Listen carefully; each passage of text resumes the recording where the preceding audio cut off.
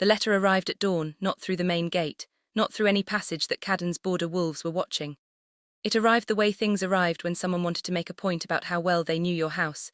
It was sitting on the Alpha's private table when Caden walked into his chambers after the pack meeting, placed with a precision that said, "I was here. Inside your walls, close enough to touch everything you have built. And you did not know, no envelope. No seal on the outside. Just a single folded piece of heavy grey paper sitting in the centre of the table like it had always been there, like it belonged." Caden stood in the doorway of his chambers for a long moment looking at it. Then he walked in, closed the door behind him and picked it up. The handwriting inside was the same script Aldrich had identified in the Great Hall. Controlled, precise, the penmanship of a man who had decided long ago that every mark he made in the world would be deliberate. The letter was not long. It was 8 lines. But 8 lines from Malic was the equivalent of a lesser man writing 8 pages because Malic did not waste words any more than he wasted anything else. It said, "You found one door. You burned one paper. You stood in your hall and made your declarations and felt, I imagine, like a man who has won something. You have not won anything. The girl is Silvermark, that cannot be burned. That lives in her blood whether the documents exist or not, and blood does not require paper to be real. I do not need the pact. I never needed the pact. The pact was a door I showed you so that you would watch it while I used the other one. You have something that belongs to the Order of the Old Wolves. Something buried under Ashwood that has been sleeping for 200 years. Something your father's father's father swore to protect and swore never to use. I have found the name of it. Bring the girl to the Greywood border by the next full moon, willing and unharmed and of her own choice, or I will speak the name out loud, and you know what happens when that name is spoken." Caden read it twice, then he set it down on the table with the same careful precision with which it had been placed, and he stood very still for a long moment with his hands flat on the table's surface and his pale eyes fixed on the middle distance. He knew what the letter was referring to. He wished, deeply and specifically, that he did not, because there were things in the history of Ashwood that were not written in any record a pack member could access. Things that lived only in the passing of Alpha to Alpha, spoken at the moment of the transfer of power, sealed in the old language, never committed to paper. Things that the founding Alphas of Ashwood had decided were too significant and too dangerous to be documented. Caden's father had told him one of these things on the night he passed the Alpha seat. He had told him in a low voice in a room with no one else present, and then he had said, "You will never speak of this, and you will never use it, and you will spend every day of your leadership making sure no one ever has reason to look for it." The thing his father had told him about had a name in the old language, the name translated roughly as the Hollow. And if Malic had found that name, if someone had told him that name, then whatever Caden had believed about the depth of the infiltration inside Ashwood was wrong. Because the name of the Hollow was not something Dell could have passed. Dell had never been close enough to that level of the pack's inner knowledge. Dell was a household guard wolf. What Caden's father had told him on the night of the power transfer was not something any household guard wolf had ever been in the same room for. Which meant there was another layer, another person, someone closer than Dell. Someone who had been in the room or close enough to the room on the night Caden's father had spoken the name. Someone who had been inside Ashwood not for 3 years, for much longer. Caden picked up the letter. He folded it once carefully and held it over the candle on his bedside table. A smaller candle than the elder's flame in the hall, a personal one, practical. And he burned it to nothing and ground the ash between his fingers until there was nothing left to read. Then he went to find Marcus. Marcus was in the training yard when Caden found him, running 2 of the younger border wolves through a shift sequence drill in the early morning light.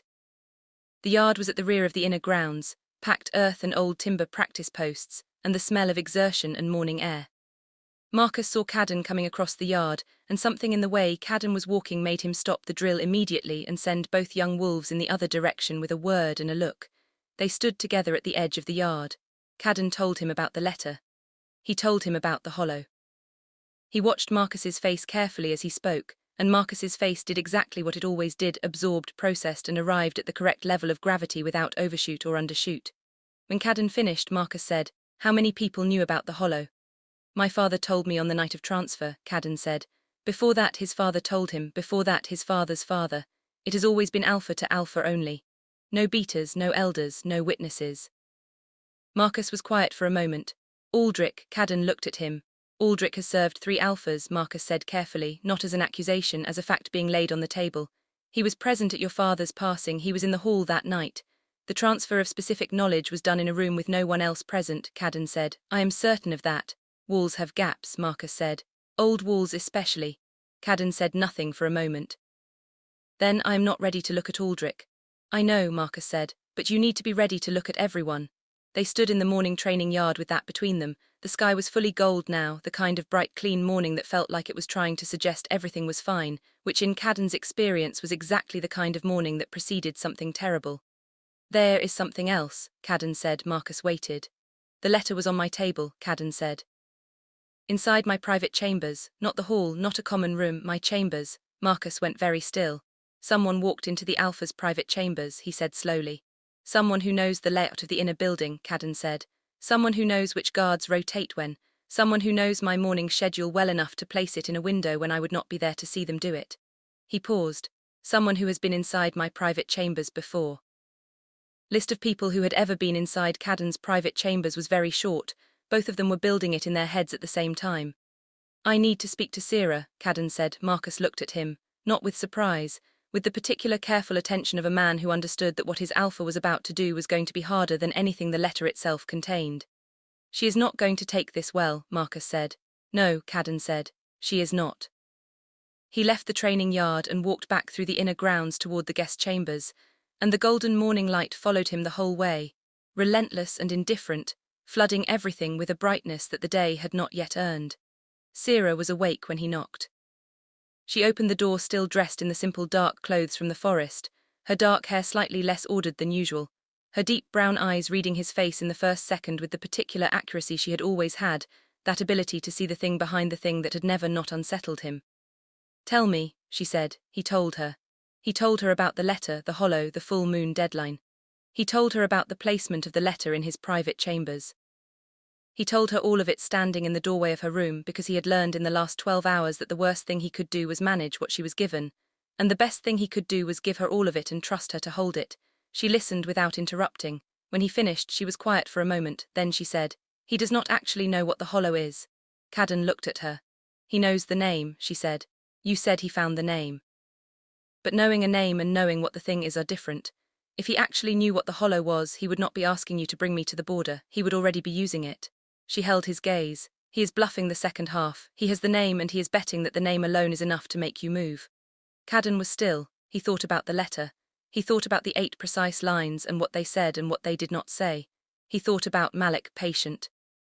Calculating Malic and the way Malic constructed information like a man constructing a trap. Every word placed deliberately. Every reveal timed. She was right. The letter named the hollow but described nothing about it. It leveraged the weight of the name without demonstrating knowledge of the thing itself. He is waiting to see if I run, Caden said. He is waiting to see if you panic, Sera said. And then he will know the name is enough, and then he will find someone who can tell him the rest. The person who gave him the name, Caden said slowly. They gave him the name but not the knowledge, which means they know the name and not the knowledge, Sera said, which narrows who it is considerably, does it not? Caden looked at her in the golden morning light of the doorway, this 22-year-old border wolf who was not a border wolf, who had spent 3 years being underestimated by a world that had no idea what it was dealing with. Yes, he said quietly. It does. And then, from somewhere in the inner grounds behind him, from the direction of the main gate, carried on the morning air, came a sound that every wolf in Ashwood knew and that none of them had heard in 8 years. The war bell, one deep, resonant strike. Then another. Then a third. 3 strikes meant one thing and one thing only: enemy wolves at the border, not a scout, not a single crossing. A gathering, a line. Caden turned. Sera was already beside him, her flat boots on the threshold, her dark eyes sharp and forward. Many, she said. He was already moving. We are about to find out, he said, and behind them in the golden morning the war bell struck a 4th time, and a 5th, and did not stop. The war bell is ringing and it is not stopping. Malic did not wait for the full moon. By the time Caden reached the eastern border there were 40 of them. 40 greywood wolves lined up at the tree line on the far side of the boundary markers. The old stone posts that had stood at the edge of Ashwood territory for 200 years, each one carved with the moon sigil and driven 3 feet into the earth so that no weather and no war had ever moved them.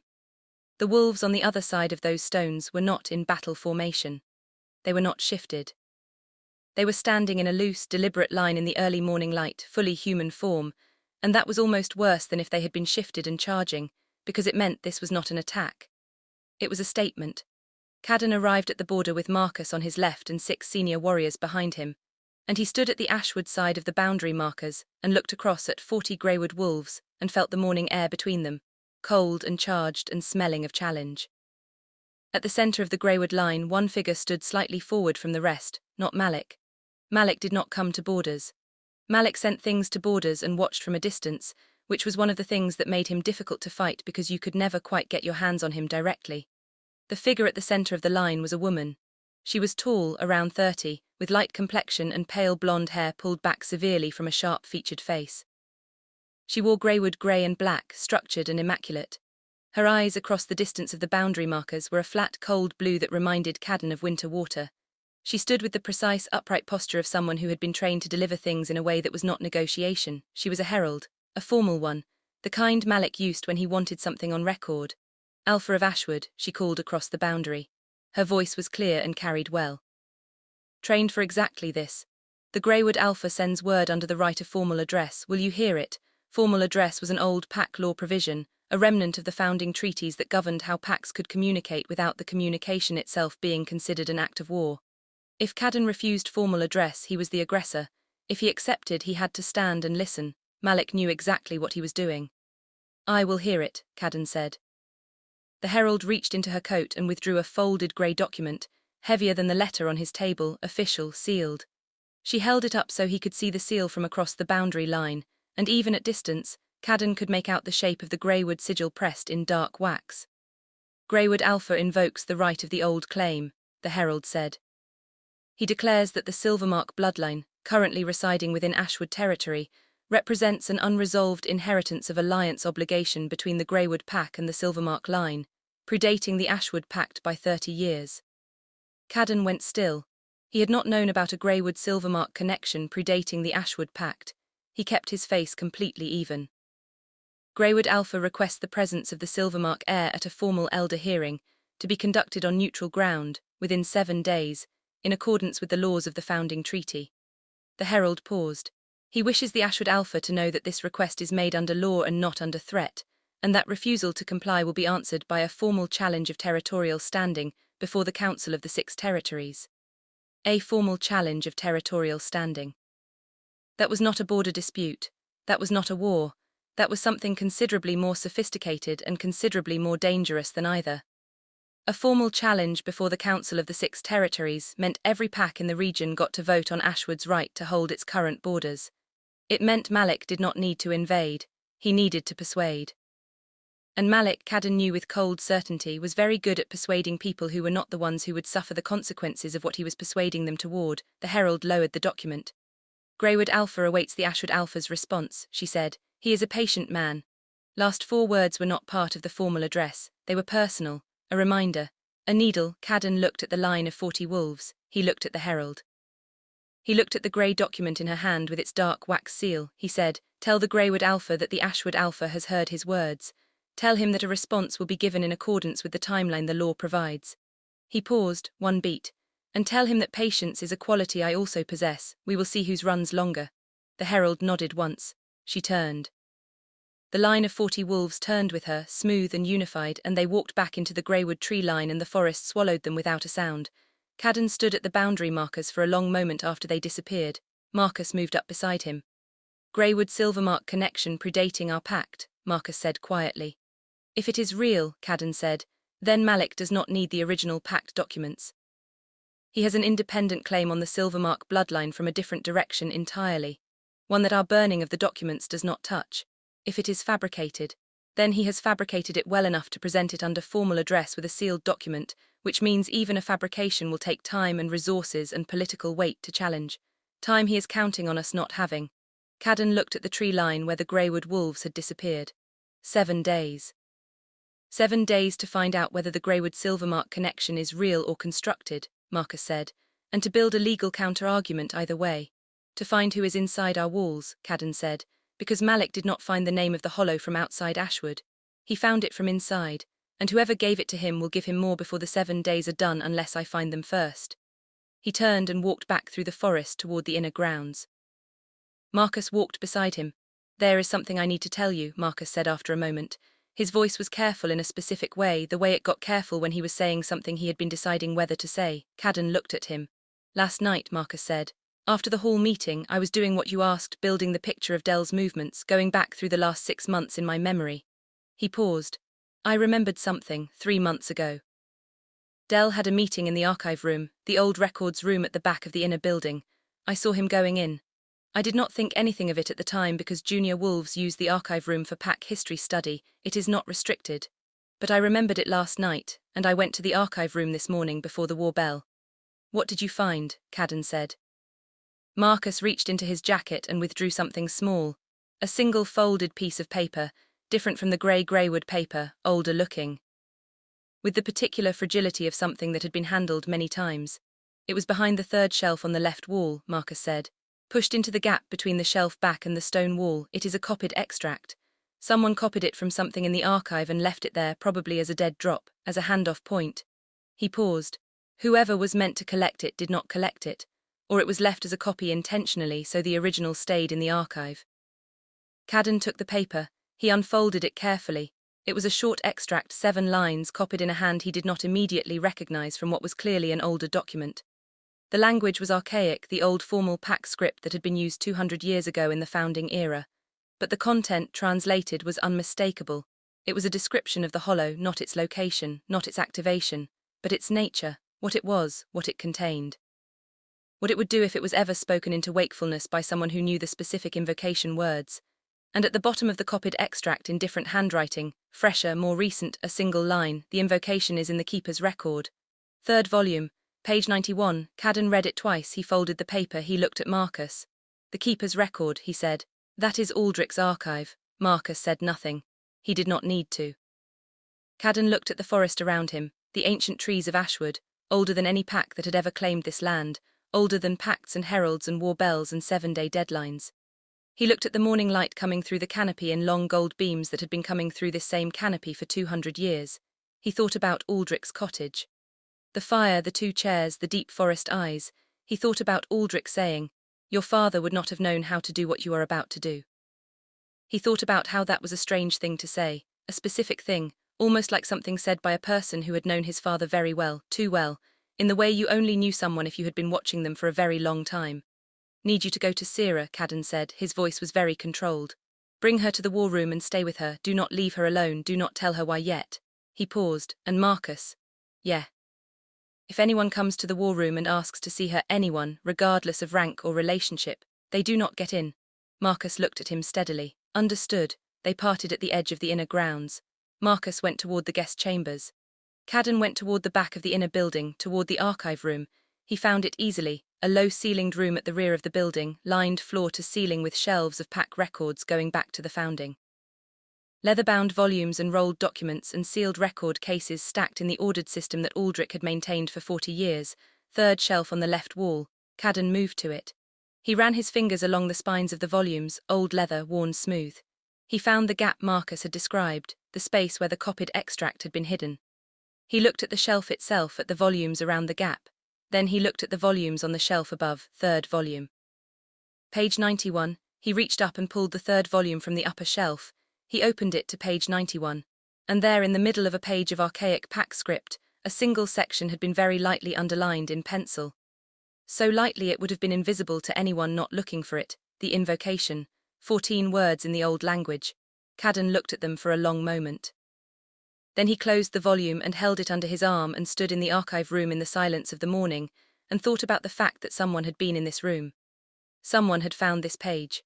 Someone had copied the description from one document, left the copy as a dead drop, and marked the invocation location in the original. The same someone who knew about his private chambers.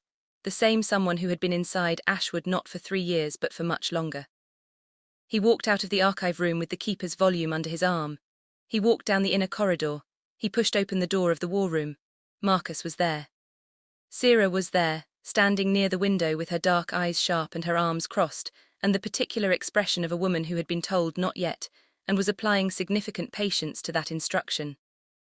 And at the table in the center of the war room, sitting in one of the chairs with his weathered hands folded on the table surface and his deep forest eyes looking at Caden with something in them that was neither guilt nor innocence, but was instead the complex, layered expression of a very old wolf who has been carrying something for a very long time and has arrived, finally, at the moment of setting it down, was Aldrich. He had come on his own. He was already there. I wondered, the old wolf said quietly, how long it would take you to find the archive. The war room was very still. Caden set the keeper's volume on the table. He sat down across from Aldrich. And the most feared alpha in 6 territories looked at the man who had served 3 alphas before him and said in a voice that was very quiet and very final, "Tell me everything, from the beginning, leave nothing out." Aldrich looked at him. And for the first time in 70 years, the old wolf's deep forest eyes showed something that was not patience, it was relief. "It began," Aldrich said, "before your grandfather was born." Aldrich came on his own. He was already waiting. And what he is about to say goes back further than any of them imagined. It began, Aldrich said, with a debt, not a pact, not a treaty, not anything written or sealed or spoken before witnesses. A debt older and more binding than any of those things, because a debt lived in the conscience rather than on paper. And conscience, in Aldrich's experience, was considerably harder to burn. 212 years ago, the founding alpha of Ashwood, a wolf named Edrin, whose carved image stood first in the portrait corridor, had built this pack on land that was not entirely his to build on. He had known this. He had built anyway, because founding alphas were not, historically, men who let the finer points of prior claim slow them down. And the land had been good, ancient, powerful, threaded through with something that the wolves of that era called deep current, which was the old way of saying that the earth itself was alive with a particular kind of energy in that place, and that energy could be shaped by those who knew how. The hollow was what Edrin had found when he dug into the deep current. Not literally dug, found in the way that old wolves found things, through the particular sensitivity of their other nature, the wolf side, the part that read the world in frequency and scent and the pressure of old power under new ground. The hollow was a reservoir, an accumulation of that deep current energy, sitting in the earth under Ashwood like a root system made of pure force, old beyond measuring, completely inert unless it was spoken to in the right language. Edrin had spoken to it. Once. He had used the hollow to end the founding war, the territorial battle that would have destroyed Ashwood before it was fully built. He had used it, and it had worked, and it had done exactly what he needed it to do, and it had also done something he had not anticipated. It had taken something in return. The hollow did not give freely. The deep current was not a weapon you aimed and put down. It was a living system, and living systems maintained balance, and what the hollow took from Edrin in exchange for the power it gave him was not something visible or dramatic. It was not his life or his health or his strength. What it took was a thread of something that ran through his bloodline, a capacity, specific and quiet, that each subsequent alpha of Ashwood carried without knowing they carried it, and lost a fraction of generation by generation as the debt compounded. The capacity to sense a betrayal before it arrived. The old wolves called it the thread of knowing. Every pack had some version of it, the instinct that told an alpha when something was wrong in his territory before he had any evidence that something was wrong. Most alphas had it naturally. The Ashwood alphas should have had it strongest, living on the deep current ground, but instead they had it weakest, because Edrin had traded it away for the hollow's power, and each generation had inherited a slightly thinner version of what should have been their birthright. Which was why Ashwood alphas kept being surprised by betrayal. Which was why Caden's grandfather had not seen the attack that killed half his senior warriors coming. Which was why Caden's father had not sensed the slow rot inside his own inner circle, until it was almost too late. Which was why Caden himself had circled a woman for 3 years, blind to the pact written in his own blood, and had stood on a ridge watching what looked like a betrayal and could not read clearly what was actually in front of him. It was not a weakness of character. It was a debt written into the blood. Caden sat across from Aldrich and listened to all of this without speaking. He had the particular stillness of a man receiving information that rearranges something fundamental, not visibly falling apart, but internally reorganizing everything around a new center of gravity. Beside him, Sera sat with her hands flat on the table, her dark eyes moving between Aldrich's face and Caden's profile, reading both. Marcus stood near the door, arms crossed, dark eyes fixed on Aldrich with the concentrated attention of a man building a complete picture. "You knew all of this," Caden said when Aldrich finished the history. His voice was even. "You knew it when you served my father, you knew it when you served his father, you have known it for how long?" 61 years, Aldrich said. "I was brought into the knowledge when I was 9 years old by the elder who served before me. It is the keeper's deepest responsibility to hold this history and protect it and pass it forward." He paused. "And to watch for the day when it would need to be addressed rather than protected. The extract in the archive," Caden said, "the copied description of the hollow, the marked page." Aldrich looked at him steadily. "That was not me." The war room was quiet. "Someone else has been in that archive," Aldrich said. Someone who knew enough to look in the right place, someone who found the description and copied it and left it as a handoff. His deep forest eyes were absolutely clear and direct. I have not given Malic the name of the hollow. I have not given anyone anything about the hollow in 61 years of keeping it. He paused, but I know who has. He reached into the folds of his grey elder robe and withdrew a small object, a thin, flat piece of carved bone, old and yellowed, the size of a finger joint, with a symbol cut into its face. He set it on the table between himself and Caden. I found this in the archive room 6 weeks ago, he said. Behind the same shelf. I did not know what it was at the time. I put it in my pocket and I looked at it for 6 weeks and I thought about it and I said nothing because I was not certain and because certainty matters when the accusation is this serious. He looked at the carved bone piece. Last night, after the hall meeting, I went back to my cottage and I looked at it one more time, and I recognized the symbol. I should have recognized it sooner. I am not young and my eyes are not what they were, and I want to be honest about the fact that I was slow. He paused. The symbol is a greywood marking. Specifically, it is the personal sigil of Malic's inner circle, the 4 wolves who have served him longest and most closely. It is a leaving marker, a signal that the dead drop has been used. Caden looked at the carved bone piece. Which means the person using the archive drop point is one of Malic's inner 4, he said. Or someone working for one of them, Aldrich said. But given the level of access required, the private chambers, the archive, the proximity to alpha-level information, I believe it is one of the 4 directly, not a proxy. Inner 4, Marcus said from near the door. Do we have names? Of them, Aldrich said. The other 2 have never been confirmed publicly. Malic keeps his closest wolves in deliberate obscurity. He looked at Caden. One of the 2 known names you will not have heard of. A wolf named Soren who has been with Malic since they were young, never leaves Greywood territory, not our person. The other known name, Caden said. Aldrich looked at him for a moment with those deep, layered eyes. Her name, he said, is Vela. No one in the room reacted immediately because the name meant nothing to any of them, and then Sera moved. A small movement, just a shift in her posture, a slight change in the set of her shoulders, but Caden caught it the way he caught everything she did, with the total peripheral attention he had never been able to turn off. He looked at her, she was looking at the table. Sera, he said. She looked up. Her dark eyes were doing something complicated. Not guilt, not fear. Something closer to the expression she had worn in the forest when she was working through the shape of a terrible thing and trying to find the edges of it. Know that name, she said quietly. The room waited. Vela is the name of the woman who helped my mother when we came to the Ashwood border lands, Sera said. When I was 4 years old after we left Silvermark. My mother has spoken of her. She was a border woman, kind, she said. She helped us find our cottage. She helped us establish the Cole name. She was there at the beginning of everything. She paused, and then she disappeared. My mother said she simply moved on the way border wolves sometimes did. She was gone before I was old enough to remember her face. Shape of it settled over the room like cold air through an open window. Vela had been there from the beginning. Vela had helped place Sera on the Ashwood border. Vela had helped construct the Cole identity, which meant Vela had known the Silvermark bloodline was being hidden in Ashwood from the very first day it was hidden. Vela had not moved on. Vela had gone back to Malic and reported what she had done and watched and waited for 22 years while Sera grew up inside the pack Malic intended to eventually take. 22 years, not 3, not 6 months. 22 years of patience. Caden thought about the letter's last line. He is a patient man. He had not understood until this moment the full dimensions of what that meant.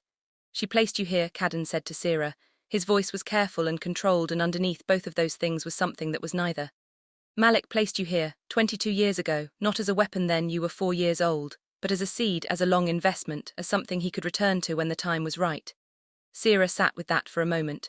My mother, she said. My mother, I do not believe your mother knew, Aldrich said with a gentleness that was rare from him. I believe Vela helped her genuinely and in doing so placed you exactly where Malic needed you. Your mother was a frightened woman running from a collapsed pack. She accepted help because she needed help. What Vela was doing behind the help she would not have seen. Sera nodded once, small and precise, the way she absorbed terrible things, quickly, completely, without performance.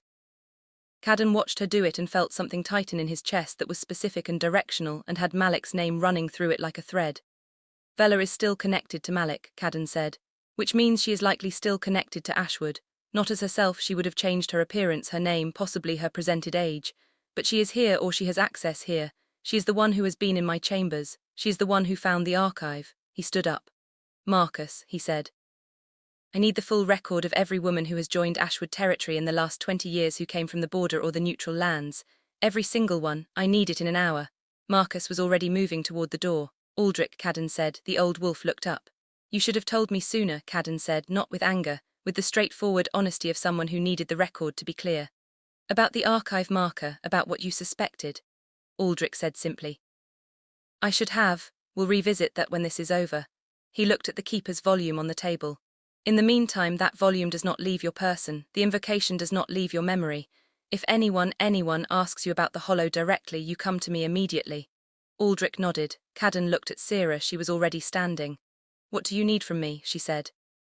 He looked at her, this woman who had been planted in his territory before she could walk properly, who had grown up in the shadow of a plan she knew nothing about, who had become real and brave and steady, and completely herself in spite of everything that had been built around her to shape her into something else.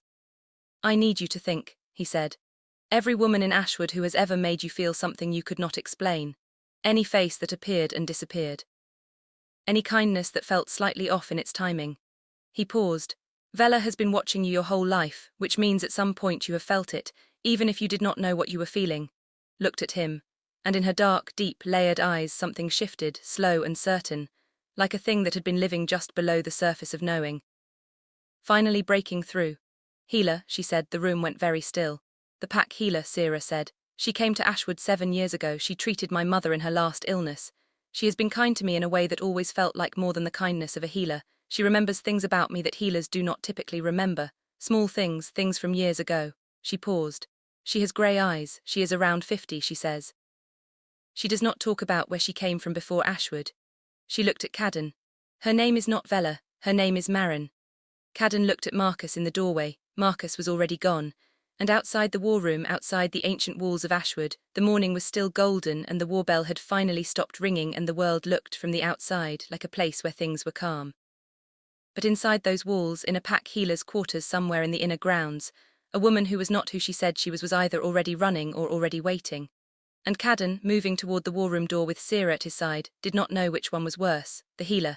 It has been the healer. 22 years inside Ashwood, watching Sera grow up, passing everything to Malic, patient as stone. Marin's quarters were empty.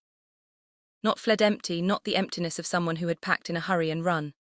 The room was orderly, the bed made, the healer's instruments laid out on their shelf in their usual arrangement, the dried herbs hanging in their usual bundles from the ceiling hooks, everything in its place, which was its own kind of answer, because a woman who had been inside Ashwood for 22 years as Malic's deepest operative would not run when the net began to close. She was too experienced for that. Running drew attention and left tracks and gave the enemy something to chase, and Vela Marin had not survived 22 years of this by doing things that gave her enemy something to chase. She had gone still. She was somewhere in Ashwood, inside the walls, folded into the ordinary life of the pack the way she had been folded into it for 2 decades, and she was waiting. Waiting to see how much Caden knew. Waiting to see which direction he moved. Waiting with the extraordinary patience of someone trained by the most patient man in 6 territories, for the moment when his attention pointed somewhere else and she could move. Caden stood in the center of her quarters and looked at the orderly room and understood all of this in the space of about 4 seconds. She knows we are looking, Marcus said from the doorway. She knew before we started looking, Caden said. She would have felt the shift in the pack after the hall meeting yesterday.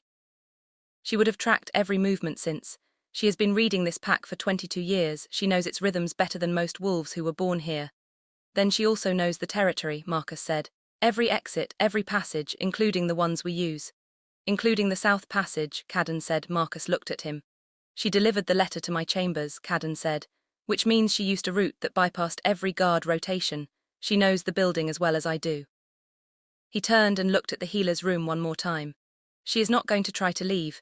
Leaving means open ground, and open ground means she can be tracked by wolves with better noses than her human form. She is going to stay inside the walls and stay small and wait for Malic's next move to create an opening. Then we keep her small, Sera said from beside him. Both men looked at her.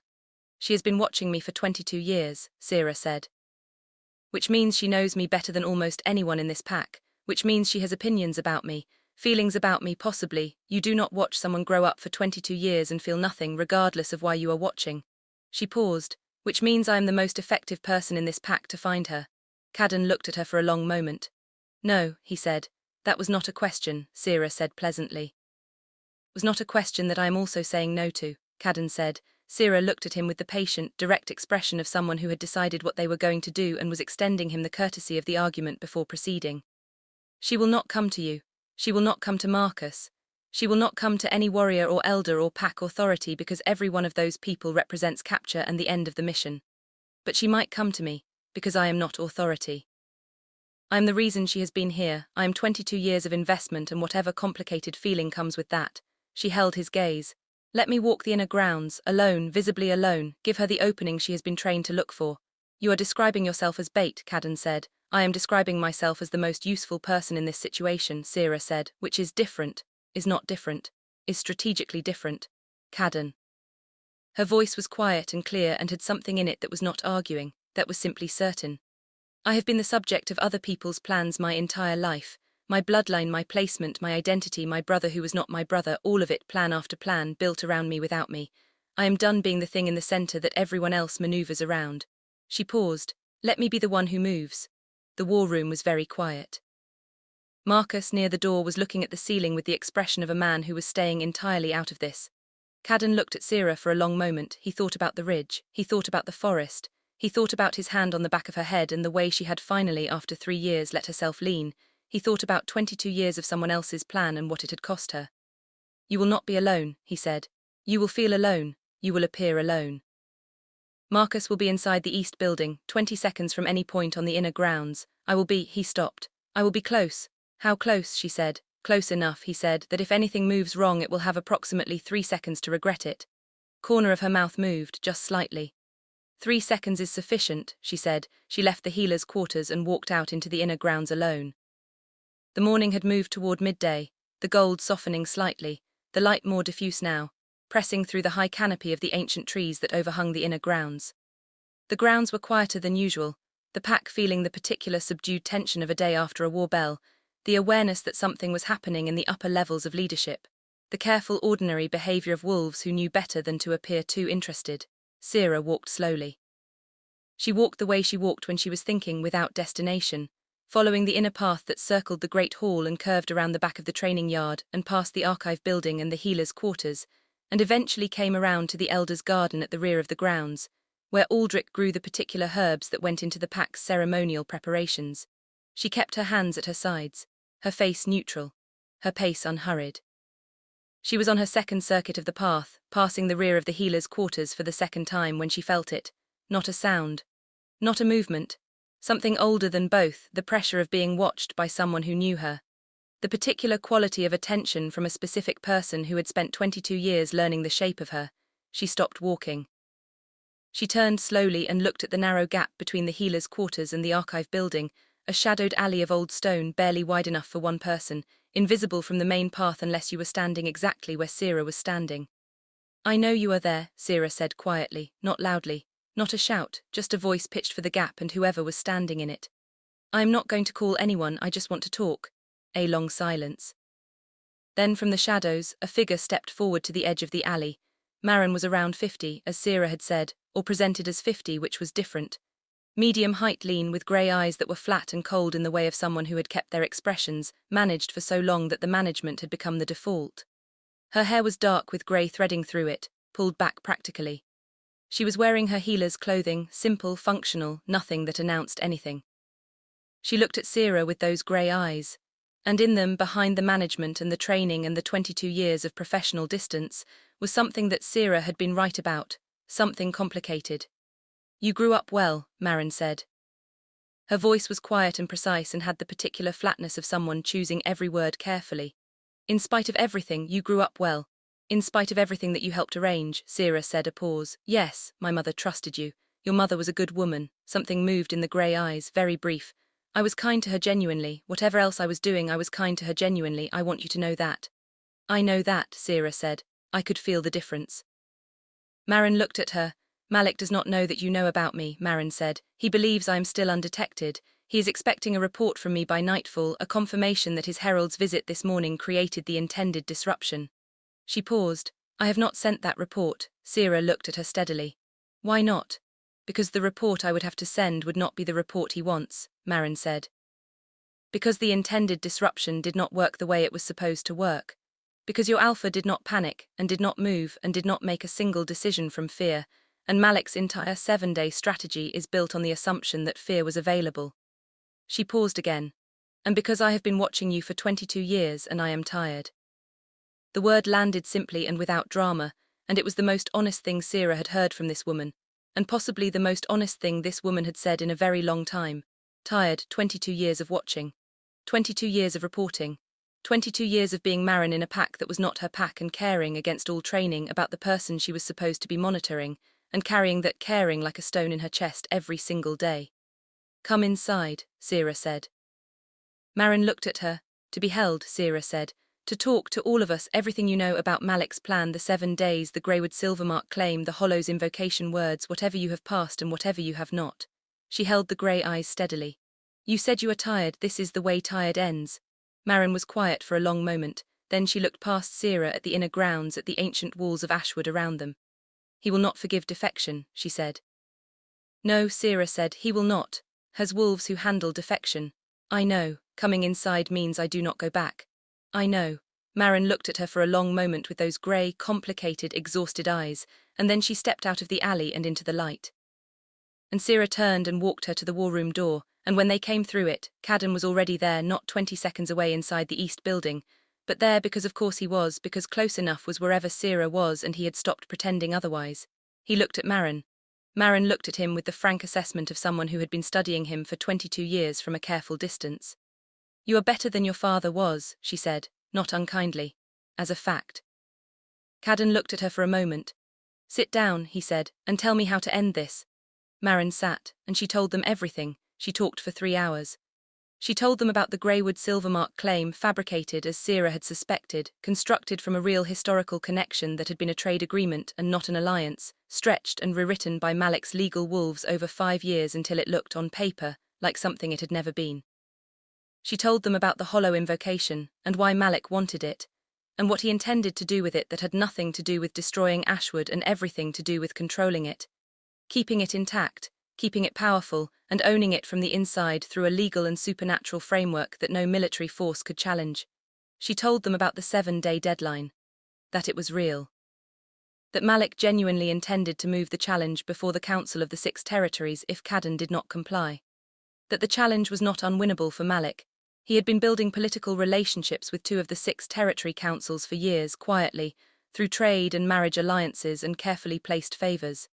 He had the votes if it came to a council hearing, unless Ashwood moved first.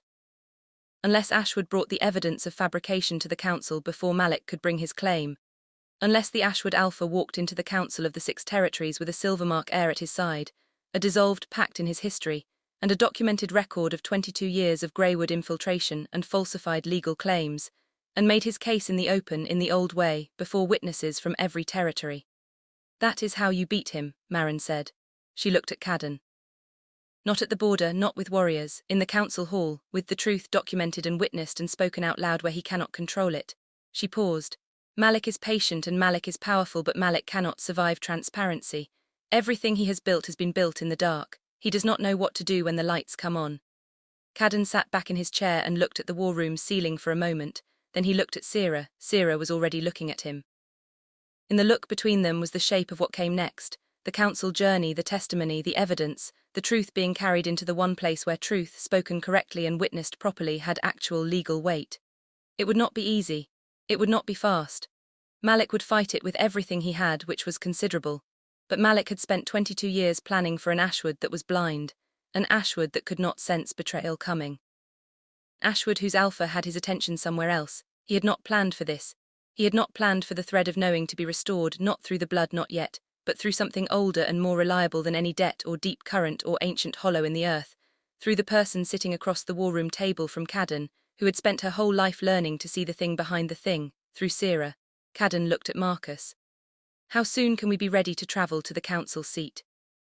3 days, Marcus said, if I start now. Start now, Caden said. Marcus left. Caden looked at Marin. You will come with us, your testimony is the backbone of the fabrication evidence. Without it, the documentation is strong but not certain.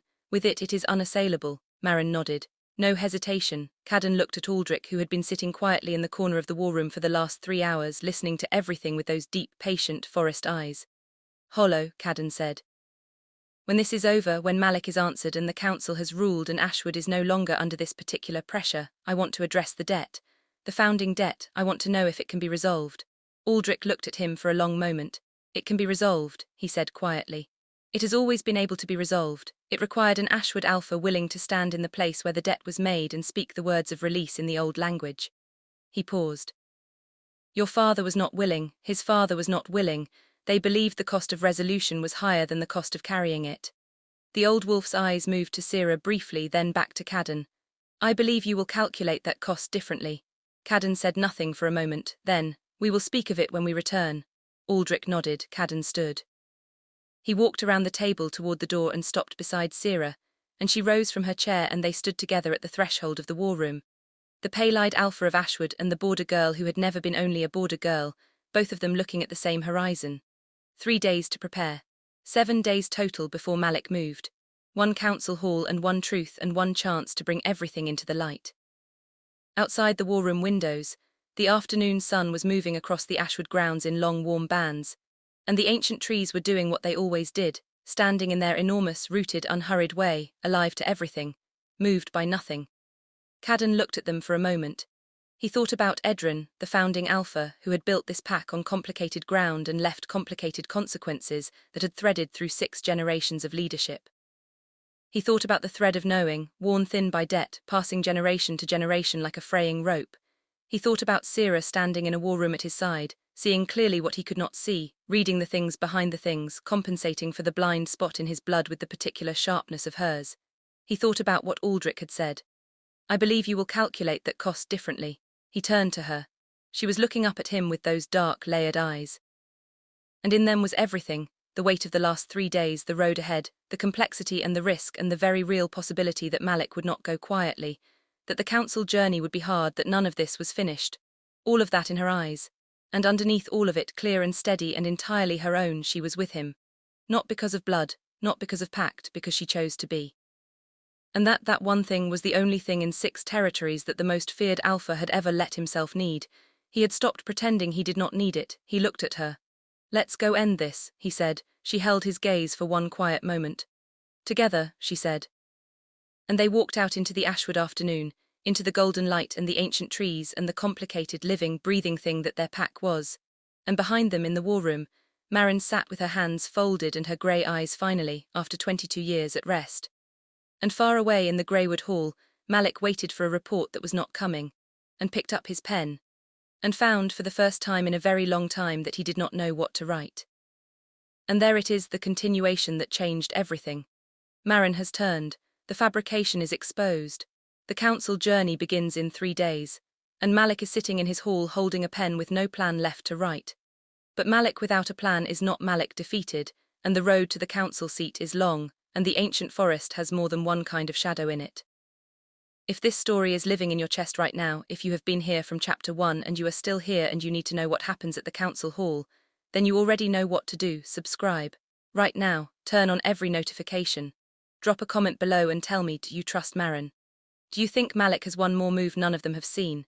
And what do you think resolving the founding debt is going to cost Caden? Your theories keep this story alive. The council journey starts next time. Stay close.